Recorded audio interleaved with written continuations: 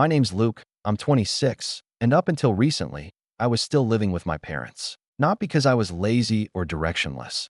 I had a remote job that paid me enough to cover my own bills and save a little every month. But if you asked my dad, I was freeloading and playing on the computer all day. That's the kind of guy he is. The old school type who thinks if you're not sweating on a construction site for 10 hours, you're not really working. It started as little jabs at first. Comments at dinner like, "So, how many cartoons did you watch today?" Or, "Must be nice not to have a real job." I'd laugh it off at first, because that was the only way to keep the peace. But over time, it became constant. Every single meal turned into a roast session about my fake job or my millennial work ethic. Mom didn't defend me either. If anything, she'd pile on with little digs about how I should network more like my cousin Tyler, who works in sales and never shuts up about his commissions. I thought maybe I was being too sensitive. I told myself, they don't get remote work, it's fine. But it wasn't fine. The tension got heavier each week. My dad would come home from his job, crack open a beer, and within minutes he'd find something to criticize. "You're still here? Don't you ever go out? You're not going to meet a nice girl staring at a screen." Or, "If I didn't let you stay here rent-free, you'd be on the street by now." It was like he needed me to feel small so he could feel big. The real breaking point came one Sunday night after dinner. I was sitting at the table, quietly scrolling on my phone, when Dad slammed his hand down and said, "Starting next month, you'll pay to live here. If you want to play grown-up, then pay like one." He said it loud enough that the silverware rattled, and Mom just nodded in agreement. I didn't even argue. Something in me just shut off. I smiled, an actual smile, not fake, and said, "Sure, no problem." That night, after everyone went to bed, I packed my car with everything that mattered to me: my laptop, clothes, a few keepsakes, and my guitar. No shouting match, no dramatic goodbye. I just drove off into the dark, found a cheap Airbnb for the week, and sent no texts, no calls. For the first time in years, I woke up the next morning without the sound of my dad yelling at the dog or Mom banging pots in the kitchen.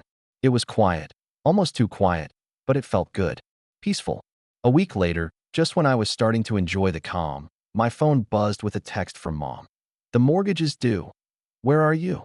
I stared at the message for a long moment, my heart racing. The mortgage? And that's where things started to get interesting. I didn't reply to Mom's text right away. I just sat there in my little rented room, staring at the screen. "The mortgage is due, where are you?" The phrasing stuck in my head like a splinter. It didn't sound like concern, it sounded like an accusation, like I'd somehow abandoned my duty. The truth was, I'd been quietly contributing for years. Every month, I sent them a transfer to help with bills. It wasn't officially rent, but it added up to several $100s each month. I'd never complained, because I thought it was going toward keeping the house running. My first instinct was to ignore it, but my phone buzzed again 5 minutes later. "Mom, Luke, answer me. Your father is furious." That made me laugh. Not a happy laugh, more like the kind you do when something just proves your point about someone's character. Furious? Of course he was furious. Furious that I didn't fall in line. Furious that I didn't beg to stay. I put the phone down and went about my day. I worked my shift remotely, finished some projects, and then treated myself to takeout from a little diner down the street. That night, just before bed, another text came through, this time from Dad. "Dad, you think you can just walk out? You're still responsible. You live under my roof. You help pay for my roof. Don't make me take legal action." I didn't even respond. The audacity floored me.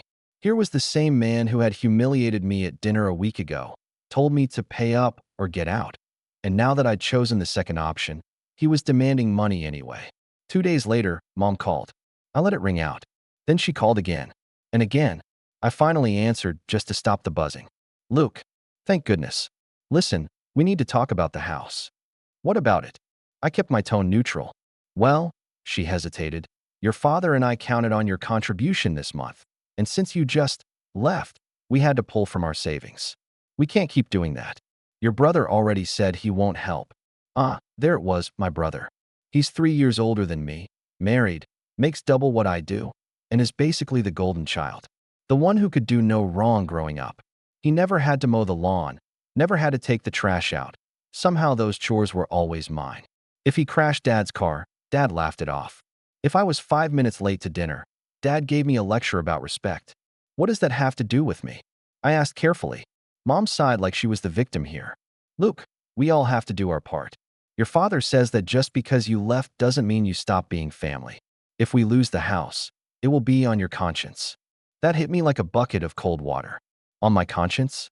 I had been paying my share for years, silently, dutifully, and now that I dared to put myself first, they were framing me as the reason their finances might fall apart. I didn't argue. I just said, I'll think about it, and hung up. But the text didn't stop. Every day, a new message. Mom, your father's blood pressure is up. He's worried sick. Mom, we raised you better than this. You don't just abandon your family. Dad, I knew you'd never make it on your own. You better wire the money by Friday. It was like they were trying every angle, guilt, shame, even fear, to drag me back into the house or at least keep the money flowing. One night, I got a call from my brother. I considered ignoring it, but curiosity got the better of me. Luke, man, what are you doing? He asked as soon as I picked up. What do you mean? Mom says you just left. No notice, nothing. You know they count on you. They don't count on you. I shot back before I could stop myself. There was a pause. That's not fair. Really? You've been living in your nice apartment with your wife, never had to pay a dime toward the house, and somehow I'm the one holding it all together. Tell me how that's fair. He didn't have an answer for that, so he changed the subject. Look, just send them something, okay? Even a little. Don't make this harder than it has to be. That conversation left me fuming. It was always the same story. I was the one who had to bend, to compromise, to keep the peace. No one ever asked my brother to do anything, because they knew he'd say no. But me? I was the good one, the reliable one, the one who wouldn't fight back. Except this time, I wasn't giving in. A few days later, Mom left me a voicemail that made my jaw drop. Luke, your father says if you won't contribute, we might have to sell the house. This is your childhood home. I hope you can live with yourself when it's gone. I listened to that message 3 times, my blood boiling. They were really going to lay the guilt of losing the house on me. Me, the only one who had been paying anything at all. That night, I opened my laptop and pulled up my bank records for the last 2 years. Every single transfer I'd made to them was right there. Neat little rows of evidence that I had been doing my part all along. My savings had taken a hit because of it. The idea started forming slowly, but it was there. Maybe it was time to stop playing defense and start going on offense. I still didn't respond to them, though. Part of me wanted to see just how far they'd go, what they'd say next. And sure enough, the very next morning, I got a text from Dad. Your brother is coming by tonight to talk some sense into you. You better be ready to explain yourself. Explain myself? I stared at the message and felt something shift in me. For the first time in years, I wasn't scared of disappointing them. I wasn't a teenager waiting for my dad to yell at me anymore. I was starting to realize that maybe this whole situation was about more than money. Maybe it was about control, and I had just taken mine back. And that's when things really started to spiral. That text about my brother coming over hung in my mind all day. It was such a classic move. Dad couldn't convince me himself, so he was sending in the reasonable sibling to play mediator. I knew how it would go. My brother would show up, sit me down, talk in that calm, patronizing tone he uses when he thinks he's being diplomatic, and try to guilt me into doing what Dad wanted. But I wasn't at the house anymore. That night, I got another message, this time from my brother. Where are you? I'm here at the house. Mom said you'd be around. I almost laughed out loud. They thought I'd just show up because they told me to? I typed back. I don't live there anymore. Not my problem. It was silent for a while, and then he replied. You're making this worse than it has to be. They're talking about taking drastic measures. That phrase sent a chill through me, drastic measures. What did that even mean? I didn't reply. The next morning, I found out. I woke up to a notification from my bank app. My stomach dropped. It was a transfer, a large one, that had been pulled from my account. At first I thought it was fraud. Then I saw the account it went to, my parents. I sat up in bed, heart pounding. How? I hadn't authorized anything. Then I remembered. A year ago, my dad had talked me into linking my account to theirs so we could transfer money easier. I'd trusted them. And now they had just reached in and taken over $1,000 without even asking. I stared at the transaction history, anger building in my chest. It felt like someone had punched me. Not because of the money, though that was no small amount, but because of what it meant. This wasn't just guilt tripping or emotional manipulation anymore. This was theft. I called Mom immediately. She answered on the second ring, sounding way too cheerful. Good morning, honey. Did you take money out of my account? I didn't bother with small talk. There was a pause. Well, yes. Your father said we couldn't risk missing the payment. You've always been so responsible. Luke, we knew you'd understand. Understand. My voice was shaking now. You stole from me. Don't use that word, she snapped. We're family. Family helps each other. Besides, you were going to give it to us anyway, weren't you? No, I said, my voice low. Not after the way you've treated me. She let out a frustrated sigh. Luke, this attitude is exactly why your father says you need to grow up. You think you can just run away and leave us to fend for ourselves? This house is your inheritance one day. You should be grateful we're letting you contribute. I hung up. I couldn't listen to another word. The betrayal hit me like a wave. My hands were shaking as I set the phone down. All those years of quietly sending them money. All those dinners where I bit my tongue while they mocked me. And this was how they repaid me. By reaching into my account like I was their personal ATM. For the rest of the day, I couldn't focus on work. My mind kept replaying the moment I saw that transfer.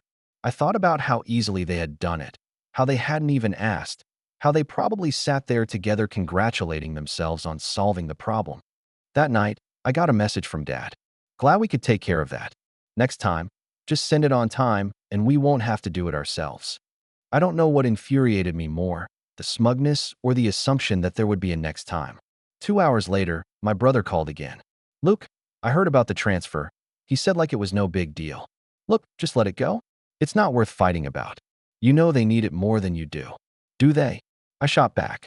Because last I checked, you and your wife just got back from a week in Cancun. Funny how you never get asked to help with the house.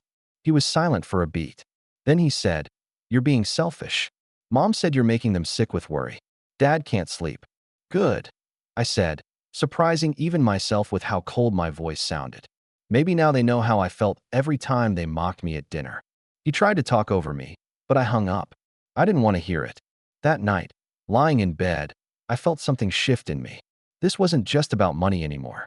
It wasn't even about respect. It was about control, about them thinking they could dictate every part of my life, even from a distance. I grabbed my laptop and started digging through my financial records. I found every single transfer I had ever made to them, hundreds of dollars month after month, for years. Then I started going through old text messages, taking screenshots of every time they had mocked me, guilt me, or threatened me. By the time the sun came up, I had a folder full of evidence. Not for anyone else. Not yet, but for me. To remind myself that I wasn't crazy, that this wasn't just family drama. This was a pattern, and it had been building for years. The next day, I called the bank and removed my parents' access to my account. The woman on the phone was kind but firm. You'll want to set a new password, too, just to be safe. I did. And when I got the confirmation email, I felt a strange sense of calm wash over me. For the first time in years, my money was mine. But that calm didn't last long. Because 2 nights later, I got a group text from Mom, Dad, and my brother. Mom, family meeting tomorrow night. Be there at 7. Dad, this is not optional. Brother, seriously, Luke, don't make this worse. I stared at the screen, my pulse quickening. They were planning something. I could feel it. And whatever it was, I had a feeling this meeting wasn't going to be about reconciliation. I didn't want to go to that family meeting. Every part of me told me not to. But some stubborn, masochistic part of my brain wanted to hear what they had to say.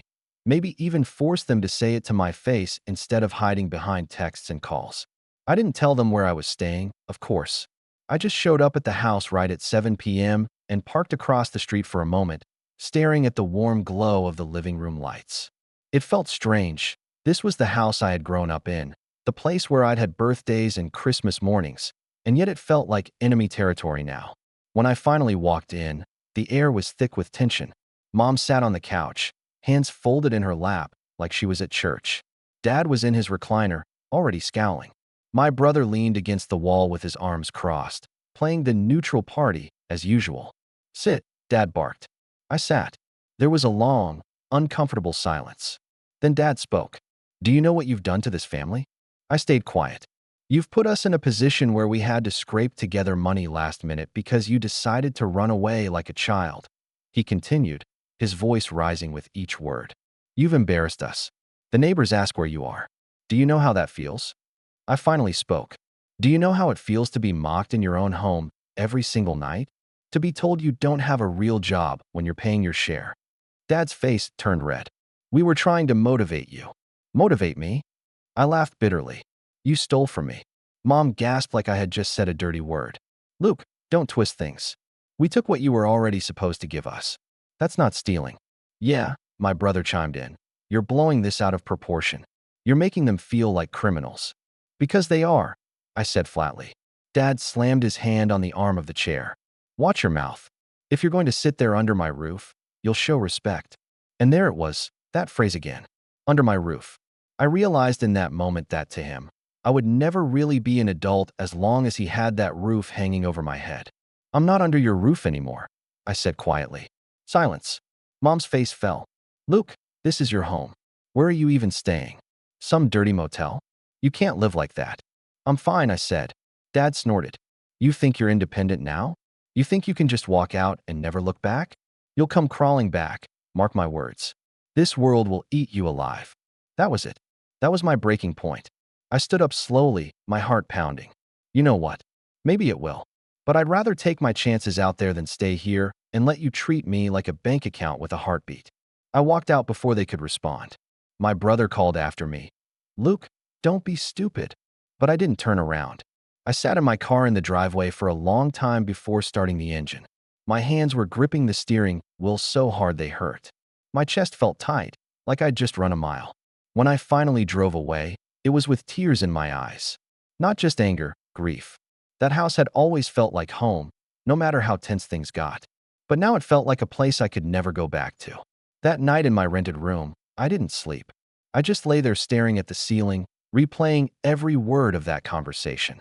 For years, I had been trying to earn their approval, trying to be the good son. And for what? So they could turn on me the second I stood up for myself? By morning, something inside me had hardened. I opened my laptop and started doing research. I wanted to know exactly what my rights were, whether there was anything legal they could actually do to force me to pay them. Turns out, there wasn't. Not without a signed rental agreement, which we'd never had. I also looked into my bank's security settings. There was an option to set up alerts for any attempted transfers. I turned them all on. If they tried to touch my account again, I'd know immediately. Then, just to twist the knife a little, I went through my bank statements and calculated the total amount I had contributed to the house over the last 3 years. The number shocked even me. It was more than enough to cover several mortgage payments. In a twisted way, it felt validating. Proof that I hadn't just been freeloading like Dad always said. I saved the document in my growing evidence folder. But despite all that, the next week was hard. Every night felt empty. I'd scroll through my phone and see old photos of family barbecues, holiday dinners, birthday cakes on that same kitchen table where we just had that awful confrontation. And every time, the sadness would creep back in. Mom texted once more. Your father hasn't been himself since that night. He says you broke his heart. I didn't reply. The next morning, I noticed something strange. My brother posted a picture on social media, a new flat-screen TV sitting in their living room. A TV bigger than anything my parents owned. The caption read, "Early Christmas gift to ourselves." I stared at it, my jaw clenching. So they had money for that, but not for the mortgage? I realized then that I wasn't just sad anymore. I was angry. And anger, I was starting to see, could be a powerful motivator. Over the next few days, I started making small, quiet moves. I opened a new bank account at a completely different institution and began transferring my savings there little by little. I updated all my passwords, even my email and cloud storage. I wanted to make sure there were no back doors left open. I didn't tell anyone. Not Mom, not Dad, not even my closest friends. Because for the first time in my life, I wasn't reacting to them. I was acting on my own terms. But deep down, I knew this was only the beginning. Because something told me they weren't finished yet. After that night at the house, something in me shifted permanently. For the first time in years, I felt free. And not just free from their constant criticism, but free to imagine a life where my choices weren't dictated by guilt or fear. The first step was practical. I needed stability. The Airbnb had been fine for a week or two, but it was expensive and temporary. So I spent a few evenings scouring listings until I found a small studio apartment on the other side of town. It wasn't glamorous, old hardwood floors, a slightly leaky faucet, but it was mine. When I signed the lease and got the keys, I sat in the empty space for a long time, just soaking it in. For the first time, I could set up my life exactly the way I wanted. No more dad barging into my room unannounced. No more mom rearranging my things under the guise of cleaning. I started building a routine. I'd wake up early, make coffee, and sit by the one big window in the apartment that overlooked the street below. Then I'd log in for work, crank through my projects, and spend my evenings cooking for myself. Nothing fancy, but there was something deeply satisfying about eating a meal I'd made in my own kitchen. At first, I half expected my parents to show up at my door. But the days turned into weeks, and apart from the occasional text, "The house is falling apart without you here. Your father says you'll regret this one day," they didn't interfere. And then, something amazing happened. My job promoted me. It started with my manager messaging me out of the blue. "Hey Luke, you've been killing it on these projects. Can we talk about expanding your role?" A week later, I had a new title and a significant raise. Not only was I making more money than before, but I finally had proof, tangible, undeniable proof, that my work wasn't fake. That I wasn't just playing on the computer all day, like Dad said. That raise changed everything. Suddenly, I wasn't just scraping by, I was saving. I bought a better desk, a more comfortable chair, and even splurged on a second monitor. My little apartment started to feel less like a temporary hideout and more like a home. The mental shift was even bigger. I started going to the gym, something I'd never had the confidence to do before. The first few weeks were awkward, but soon I was looking forward to it. The feeling of getting stronger, the quiet satisfaction of seeing progress in the mirror. I also started meeting new people. Nothing serious at first, just casual conversations with coworkers or neighbors.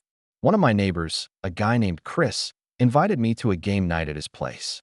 Sitting there with a group of people laughing, eating pizza, and just enjoying themselves, it felt like a different world compared to the constant tension I'd lived with at home.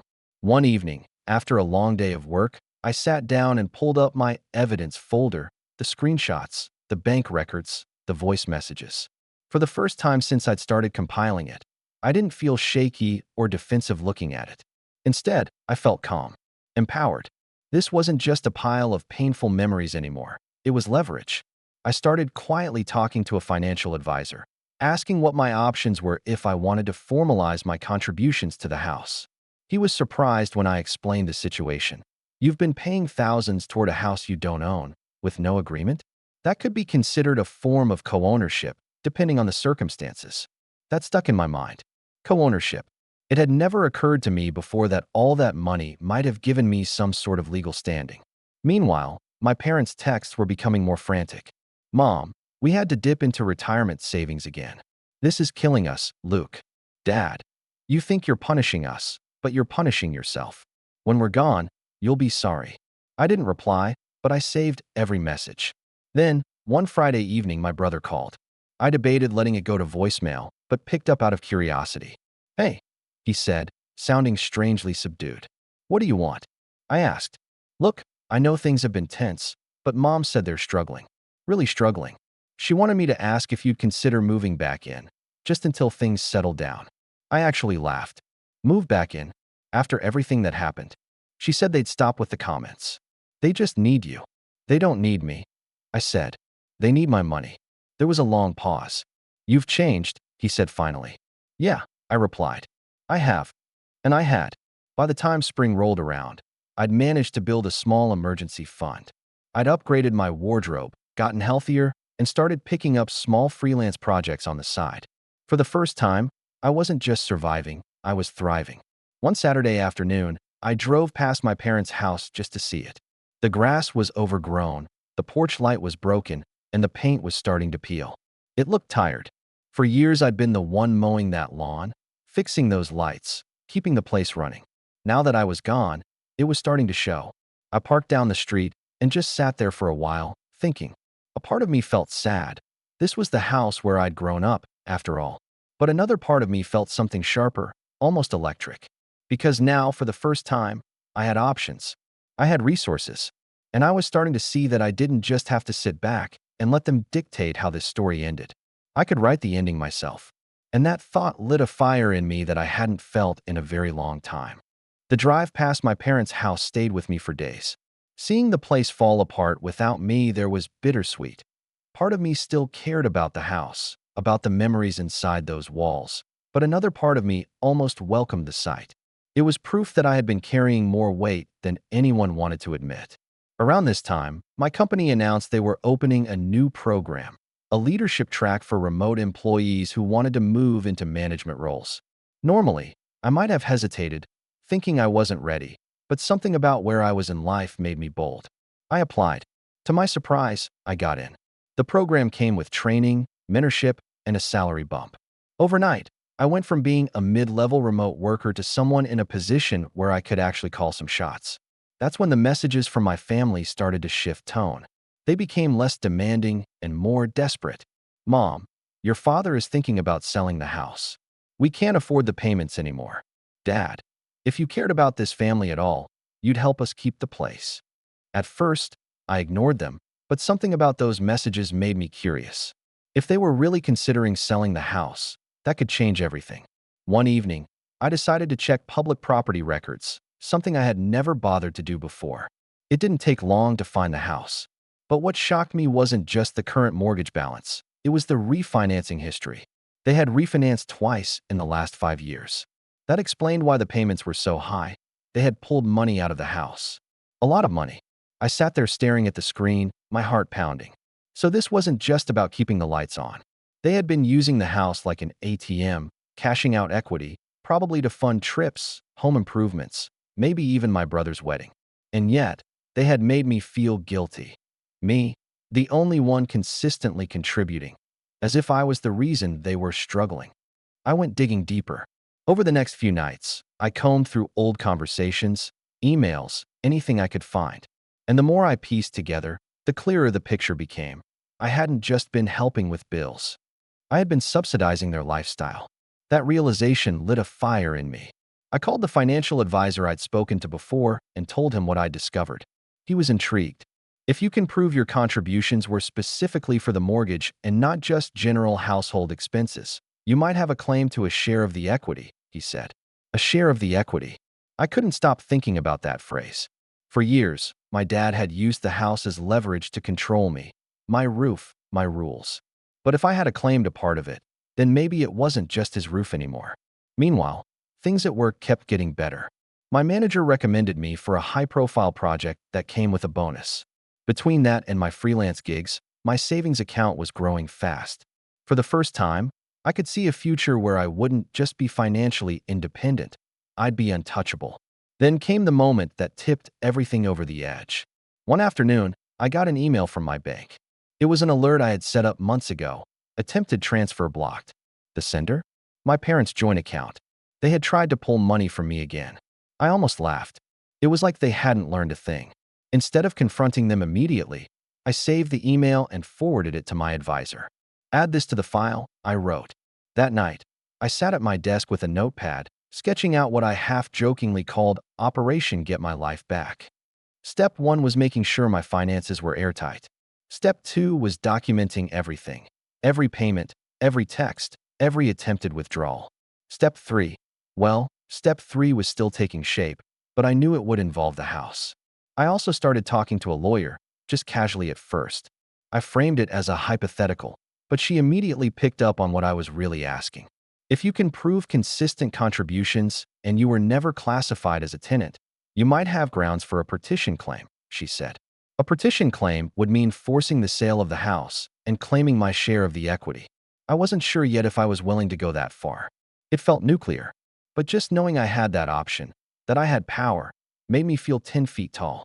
Meanwhile, my parents seemed completely oblivious to the fact that I was no longer the same person they'd guilted into submission all those years. Mom, we're hosting Easter dinner. You should come. Dad, and bring a check with you. I didn't reply to either message. Instead, I circled Easter on my calendar and wrote one word next to it, leverage. Because by then, I knew exactly what I was going to do. Over the next few weeks, I quietly gathered more evidence. I even pulled my credit report, just in case they had tried to open anything in my name. Thankfully, they hadn't. but seeing my clean credit score gave me even more confidence. By the time Easter rolled around, I was ready. Not to unleash my revenge just yet, but to make my presence known. To remind them that I wasn't gone. I was watching, waiting, and stronger than I had ever been. And as I stood in front of the mirror that morning, straightening the collar of my shirt, I realized something. For the first time in my life, I wasn't going to that house as the child who lived under their roof. I was going as someone they could no longer control. Easter morning, I drove to my parents' house with a folder of documents sitting on the passenger seat. My heart was steady, not racing like it used to whenever I approached that place. This time I was ready. When I walked in, Mom lit up like nothing had ever happened. "Luke, oh, thank goodness you came." She wrapped me in a hug like we were a happy family. Dad was at the head of the table, gruff but not hostile, and my brother gave me a quick nod from across the room. Dinner started normally enough. Ham, mashed potatoes, the usual small talk. But eventually, as I knew it would, the conversation turned. "So," Dad said casually, "now that you're here, we should talk about the house." I set my fork down. "Yes, we should." That caught him off guard. "I've been going over some numbers," I said, pulling the folder from my bag. "Do you know how much I've contributed to this house in the last 3 years?" Dad frowned. "This isn't about." "It is," I interrupted, my voice calm but firm. "Because here's the total." I slid a printed spreadsheet across the table.